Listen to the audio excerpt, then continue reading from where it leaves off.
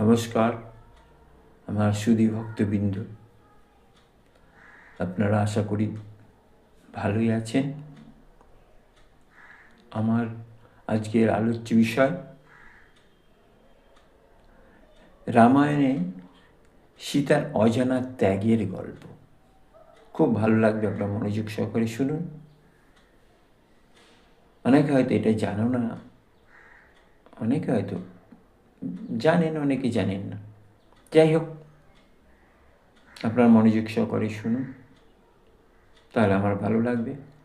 আর ভিডিওটা যদি ভালো লাগে আপনারা লাইক, শেয়ার এবং সাবস্ক্রাইব করবেন। শুরু করি। রামায়ণে সীতাকে প্রায়শই আদর্শ নারী, পতিব্রতা এবং ধৈর্যের প্রতীক হিসেবে দেখানো হয়, কিন্তু তার ত্যাগের গভীরতা অনেক সময় কম আলোচিত হয়ে থাকে। সীতার জীবন ছিল একের পর এক কঠিন পরীক্ষা ও নীরব ত্যাগের। বাল্মীকি রামায়ণে এবং বিভিন্ন আঞ্চলিক রামায়ণে, যেমন অধ্যাত্ম রামায়ণ বা লোককথায়, তার কিছু ত্যাগ এতটাই গভীর যে তা অনেকের কাছে অজানা বা কম প্রচলিত মনে হয়। সীতার প্রধান ত্যাগগুলো কি? 1. রাজপ্রাসাদ ত্যাগ করে বনবাস। রামের 14 বছরের বনবাসে সীতা স্বেচ্ছায় স্বামীর সঙ্গে যান। অযোধ্যার রাজকীয় জীবন বিলাসিতা ছেড়ে কঠিন বনের জীবন বেছে নেন শুধু পতির সঙ্গে থাকার জন্য। এটা ছিল তার প্রথম ত্যাগ। 2 নম্বর ত্যাগ কি?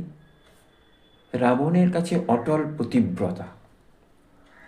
লঙ্কায় অশোক বটিকায় বন্দি অবস্থায় রাবণের প্রলোভন, ভয় দেখানো সত্ত্বেও সীতা একবারও বিচলিত হননি, সত্য থেকে একবারও সরেননি। তিনি রামের প্রতি অটল থেকে নিজের পবিত্রতা রক্ষা করেন। এই একাকী কষ্ট অনেক সময় কম বলা হয়। 3. অগ্নি পরীক্ষা। রাবণের কাছ থেকে উদ্ধারের পর রামের সন্দেহের মুখে সীতা নিজেকে প্রমাণ করার জন্য অগ্নি পরীক্ষা দেন। এটি তার সবচেয়ে বিতর্কিত ও কষ্টের ত্যাগ। সমাজের সন্দেহ দূর করার জন্য নিজের জীবন বিপন্ন করা। অনেকে এটাকে সীতার সবচেয়ে বড় অজানা কষ্ট বলেন, কারণ এতে তার মানসিক যন্ত্রণা অপরিসীম ছিল। 4. ত্যাগ, উত্তরকাণ্ডের ত্যাগ ও বনবাস। রামের রাজ্যে ফিরে এসেও প্রজাদের কুৎসায় সীতার প্রতিব্রতা নিয়ে গুজব। রাম সীতাকে গর্ভবতী অবস্থায় বনবাসে পাঠান। সীতা বাল্মীকির আশ্রমের লব কুশকে একা মানুষ করেন এবং শেষে পৃথিবীতে ফিরে যান। ভূমির থেকে যেরকম সৃষ্টি হয়েছিলেন উনি, সেখানেই আবার মাটি ফাঁক হয়ে গেছিল ভূমি, সেই ভূমির মধ্যেই তিনি আবার মিশে গেছিলেন, চলে গেছিলেন। এই ত্যাগ সবচেয়ে নীরব, গভীর। পুত্রদের ছেড়ে স্বামীর কর্তব্যের জন্য নিজেকে বলি দেওয়া। অনেক আধুনিক ব্যাখ্যায় এটাকে সীতার সবচেয়ে বড় অজানা ত্যাগ বলা হয়, কারণ এতে তার একাকিত্ব ও মাতৃত্বের কষ্ট লুকিয়ে আছে। সীতার এই ত্যাগগুলো শুধু পত্নী ভক্তি নয়, বরং ধৈর্য, সততা এবং সমাজের নিয়মের বিরুদ্ধে নীরব প্রতিবাদের প্রতীক।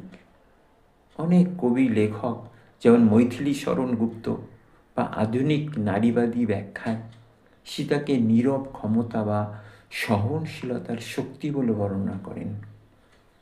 তার গল্প আমাদের শেখায় যে সত্যিকারের ত্যাগ প্রায়শই প্রকাশ্যে প্রশংসা পায় না, কিন্তু তা মহাকাব্যকে অমর করে। গল্পটা সংক্ষিপ্ত হলেও আপনাদের খুব অনুপ্রেরণা দেবে। আপনারা গল্পটা ভালো মনোযোগ দিয়ে শুনবেন।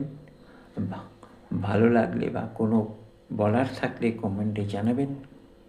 আবার বলছি, যারা এখনও পর্যন্ত আমার ভিডিওগুলি দেখছেন, সাবস্ক্রাইব করেননি, তারা সাবস্ক্রাইব করে দেবেন।